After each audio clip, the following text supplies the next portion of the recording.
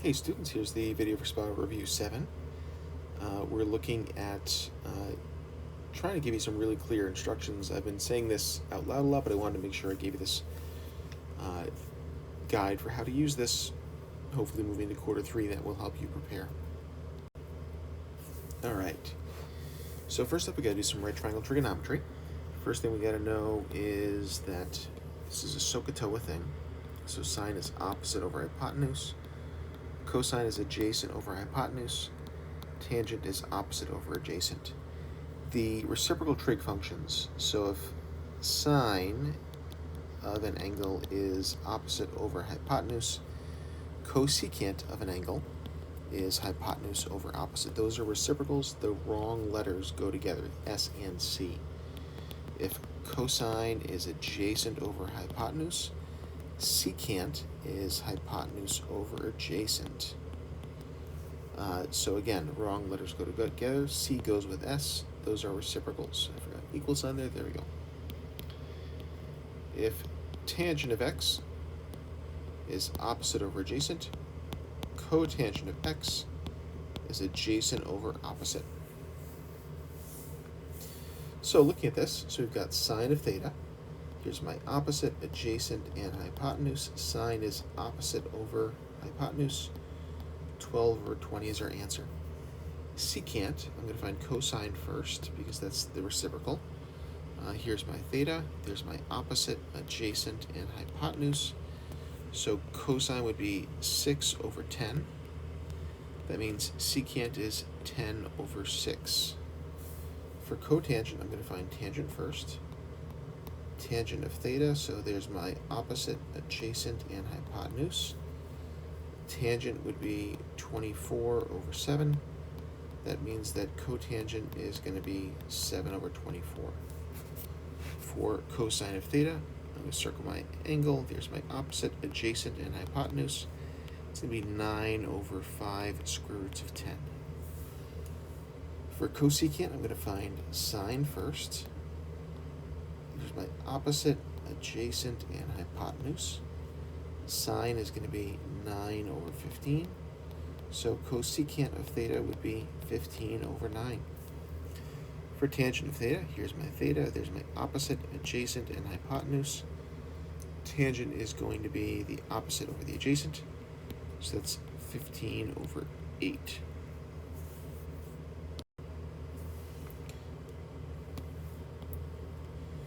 For these guys, we've got to set up our trig ratio and then do the inverse to find the angle.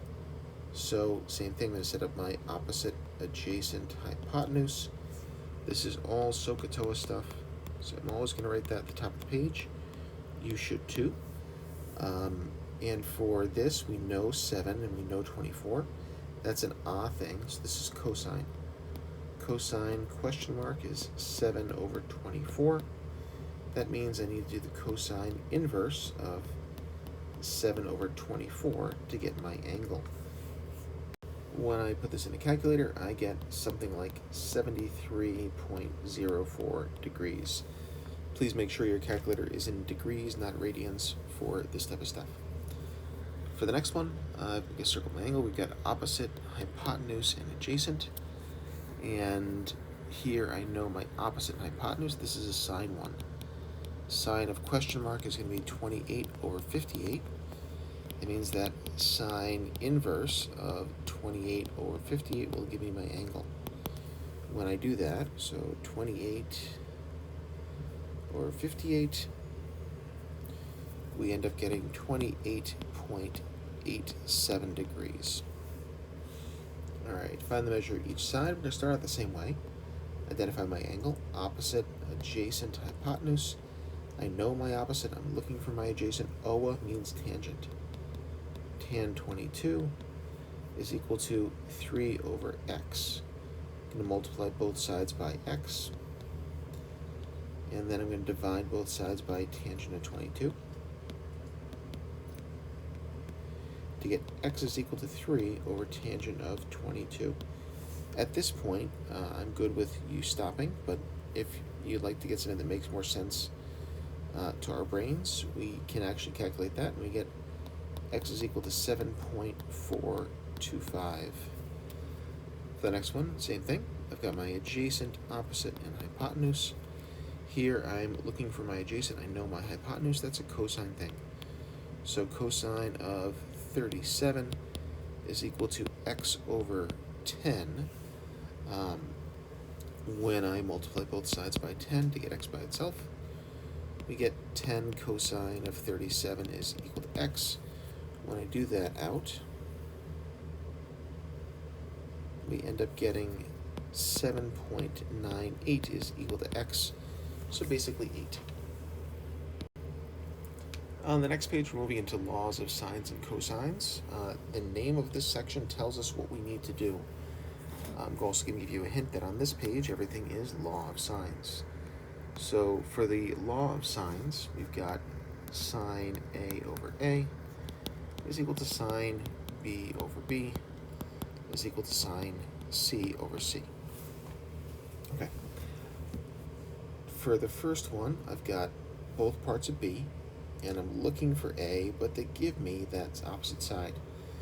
So let's set this up. Sine of 131 divided by that opposite length, 22, is equal to sine of A, that's what we're looking for, divided by that opposite length of 9. I'm going to multiply 9 to both sides, and I get 9 sine of 131 over 22 is equal to A. Again, I could leave it like this, or I could do this out. Let me get 931 sine divided by 22. And of course, in trying to do that quickly, I miswrote that. It should be sine of A. So I get 0.308 is sine of A. And if I do the inverse, so sine inverse of 0.308, I get my angle value. So that's going to be 17.98 degrees. All right, I'm going to go down just so I can use up this space first. I'm trying to find BC. We have the angle that's across from it, and we have the angle that's across from 65. So we start out as sine of 65 over 34 is equal to sine of C over, sine of A, we have C, over the unknown opposite side, which, oh man, I'm totally messing up my writing as I go this. There we go. We know angle A, that's 69, and we're trying to find side A, which is BC. All right, I'm going to multiply A to both sides. This work is going to now move up here. So we've got A times sine 65 over 34 is equal to sine of 69. When we get A by itself, we end up getting 34 sine of 69 and then divide by sine of 65. Doing that out, so 34, 69 sine, and divide by 65 sine, we get A is equal to 35.02. All right, for number 12, we're given this pair, and we're looking for V here. I'm going to set this up as sine of 98 over 37 is equal to sine of B over 24. Multiply 24 to both sides.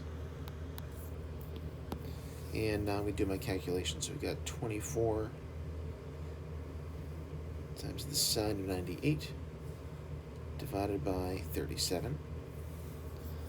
That's going to be 0.6423 is equal to sine of B. That means sine inverse of 0.6423 will give us our angle. which is 39.96 degrees. All right, now this last one. So we've got both parts of b. We're trying to find AB, which is for that. So let's set this up. So we got sine 46 over 8 is equal to sine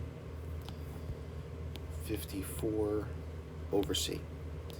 Multiply c to both sides, and then I'm going to multiply 8 to the other side, so we get 8 sine 54, and then divide by sine 46. Again, you could leave it like this, but if you'd like to get a more meaningful to you decimal thing, that's totally fine. And so 8 times sine of 54, and then divide by sine of 46, we get 8.99.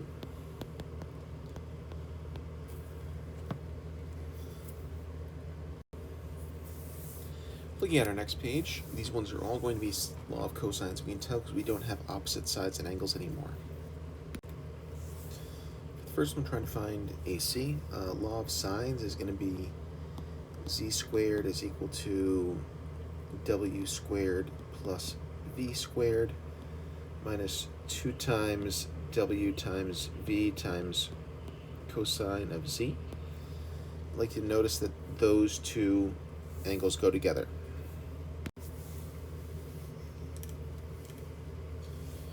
Here, the piece that I'm trying to find is b, so that's the one we're going to set by itself. So b squared, and on the other side we're going to have cosine of 138. For the other pieces, we're going to have 7 squared plus 10 squared minus 2 times those things again, 7 times 10, times cosine of 138. When we put all these in a calculator, we're going to get b squared equals 253.04. When I take the square root of that, we get b equals to 15.907.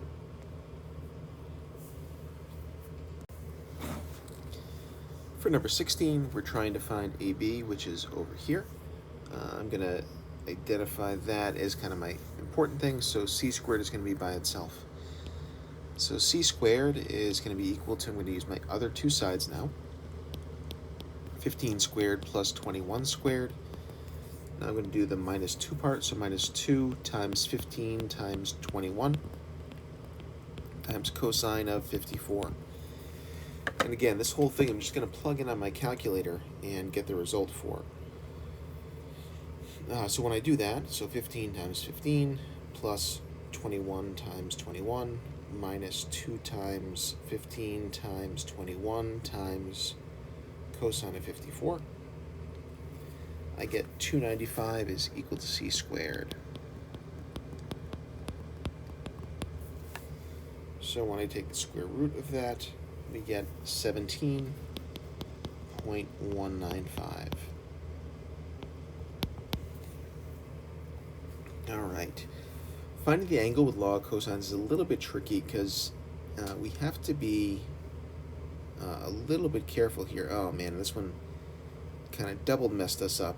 In fact, both of these are a little bit trickier. This is not what I had intended, but that's okay. You know what? This spiral, we're just going to find the sides. So we're going to try to find BC and BC, because that's a little bit easier for us to process, and I don't feel like dealing with using law of cosines and law of sines. So same thing. Here we've got a squared is equal to 21 squared plus 25 squared minus 2 times 21 times 25 times cosine of 87. And when I do that out in the calculator, 21 times 21 plus 25 times 25 minus 2 times 21 times 25 times cosine of 87. We get a squared is equal to 1011.04. Square root of both sides, a equals 31.7969. And for the last one, the same thing. We're going to have a squared is equal to 27 squared plus 22 squared minus 2 times 27 times 22 times, man, I'm doing a terrible job of doing this in one line, cosine of 133. Alright, so when I do that out, 22 squared minus 2 times 27 times 22 times cosine of 133. I get a squared is equal to 2023.214. Take the square root of both sides, and we get a is equal to 44.98. Again, since I forgot to put the questions I had intended on here, we are just doing solving for an unknown side with law of cosines on this spot. Next up, we got angles in a circle, and I put a unit circle there to help us if we need that. You're also going to see that on the next section. So what we've got to understand here is that each full rotation around the circle is going to be 360, and that if we're going around in this direction, which is clockwise, that's negative, and counterclockwise would be positive. So our angle is going to go, okay, there's 360. I'm going to color code this a little bit. So then we got a second one of these things. And then we've got plus another 90, except we're not going all that way. So from that I'm going to minus 75. So here we got 720. 720 plus 90 would be 810. Minus 70 would be 740. Minus 5 would be 735 degrees. And because this angle is going in this direction, it would be negative. For the next one, so this is going a positive direction, and we've got 360 less 40. So I'm going to write this as 360 minus 40, and I did a terrible job color coding, which I promised I would do. So we end up getting 320 degrees for that one. Reference angles are angles made with the x-axis. So for each of these, it's going to be really helpful for us to kind of figure out how far we have gone or how far we need to go to get to where we are. All right, so we've got going around one full time. It's almost like almost 2 full times for this one. So one of the things that I'm going to do is I know that in radians we have 2 pi radians in a circle. So I'm going to try to add 2 pi to this to see where we end up at. And because we need common denominators, this is going to end up being negative 34 pi over 9. And then plus 18 pi over 9. That's going to give me 16 pi over 9 negative. And then I need to figure out what would get me to this place.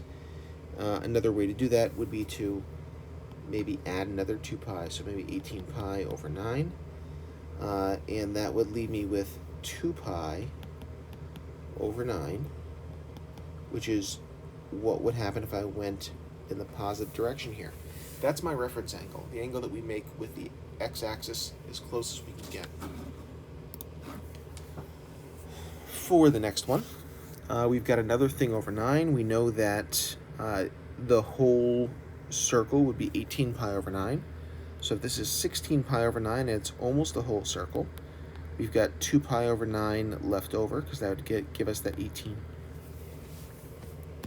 These are a little bit easier with degrees. We know that the whole thing would be 360. And if I'm at 335, we'd be 25 degrees away from the x-axis. For 24, same thing. Whole thing would be 360. If I've got 330 to get to the x-axis, that would be 30 degrees. For coterminal angles, we've got to add or subtract a whole circle to get to those values. So to find a positive coterminal angle, I'm going to do 210 plus 360, which would be 570. That's my positive. And for a negative, I'm going to do 210 minus 360. And when I do that, I get negative 150 degrees.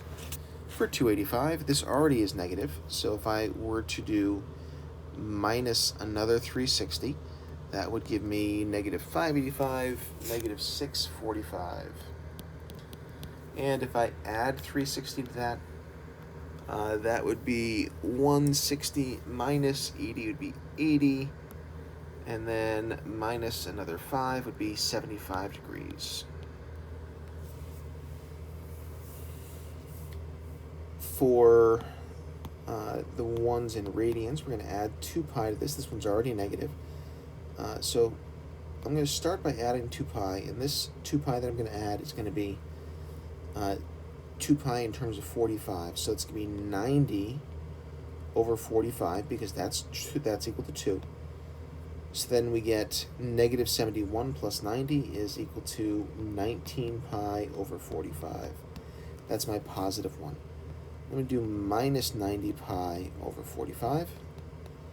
And if we have negative 71 pi over 45 plus that, so that would be negative 161 pi over 45. Do you notice how the pi's just kind of sit there, and instead of interfering, they just kind of hang out with that? We kind of ignore that as we go through here. For negative 13 pi over 12, I'm going to try adding 2 pi first. And this is going to be 24 over 12. So I have a common denominator, that's 2. That will give us 11 pi over 12. To get the negative 1, I'm going to do negative 13 pi over 12 minus 24 pi over 12. And when we do that, we get negative 37 pi over 12. Coterminal angles are angles that exist at the same place but have a different angle measure, and are always a full circle apart from those. For the last part, we're doing some trigonometry in a circle, and we're going to base this on the stuff that we know here. The stuff that we know is that in a unit circle, the cosine of an angle is equal to the x-coordinate, the sine of an angle is equal to the y-coordinate, the tangent of an angle is equal to the y over the x. So for cosine of 7 pi over 6, I'm going to find 7 pi over 6 on here. Cosine is the x-coordinate. I'd like to kind of at least see that you can recognize where those are. That's going to be negative square root of 3 over 2. These are exact values, so it would not be correct if you gave me the decimal for this. For number 30, cosine of 9 pi over 2. Okay, that one's not on here, so I've got to figure this out. I'm going to use my reference angle stuff. And 9 pi over 2, that's like saying we're going around 2 pi times 4 times. That would give me 8 of those 9 pi. Sorry, 2 full times. And then have a little bit left over. So a shortcut kind of way to do this, instead of trying to do this in your head like I just tried to do and made it more confusing, would be to subtract 2 pi from this and see where we end up. And because we're over 2, I'm going to say this is 4 pi over 2. That gives me 5 pi over 2. That's still bigger than a full circle. So I'm going to do it again. So minus 4 pi over 2, and that's equal to pi over 2. All right, that's up here. And cosine is the x-coordinate. 0 is our answer. An alternative way to think about that is that if we're dealing with a pi over 2 angle, it's got to be either up top or down below. And in both cases, cosine would be 0. Tangent of 25 pi over 6. Okay, I'm going to use what we call the reference angle method for this. The first thing I've got to do is to decide on my triangle here, and this is going to be a pi over 6 reference triangle. I know that because anything over 6 is going to give me a pi over 6 reference triangle. So we've got 1/2 divided by root 3 over 2. 1/2 divided by root 3 over 2. That's going to give me 1/2 times 2 over root 3. My 2's cancel out. I've got 1 over root 3. The last thing I need to do is to decide where this angle is. That's kind of what we're doing down here. So 25 pi over 6.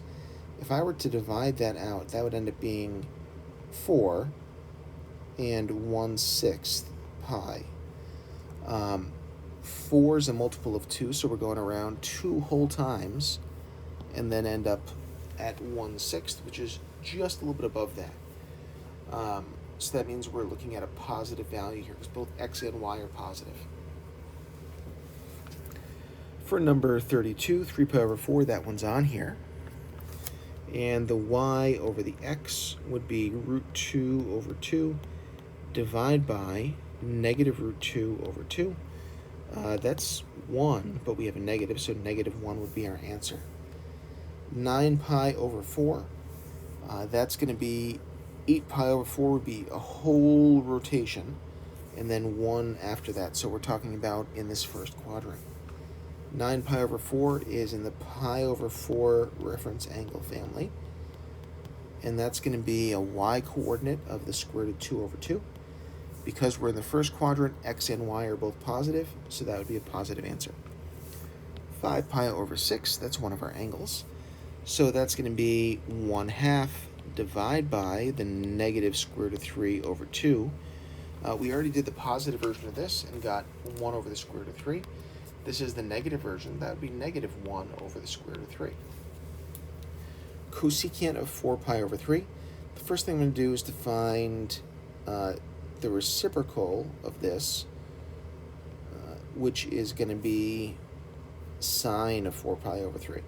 That might be stuff I could spell while I write. So reciprocal, there we go. And at 4 pi over 3, I'm going to look to make sure that's on my circle. Oh, it is. Sine is the y value. Sine is going to be the negative square root of 3 over 2. That means cosecant would be negative 2 over the square root of 3. Cotangent of 5 pi over 2. We already talked about this being an over 2 thing. It's going to be the top or the bottom. So let's count. So we got 1, and then 2 halves. This would be 3. So as it goes 1 to 3, the top one would be 5 again. So we're going to be up top, and cotangent is going to be based on tangent. Tangent would be y over x, so cotangent would be x over y. And the x over y here would be 0 over 1, which is 0.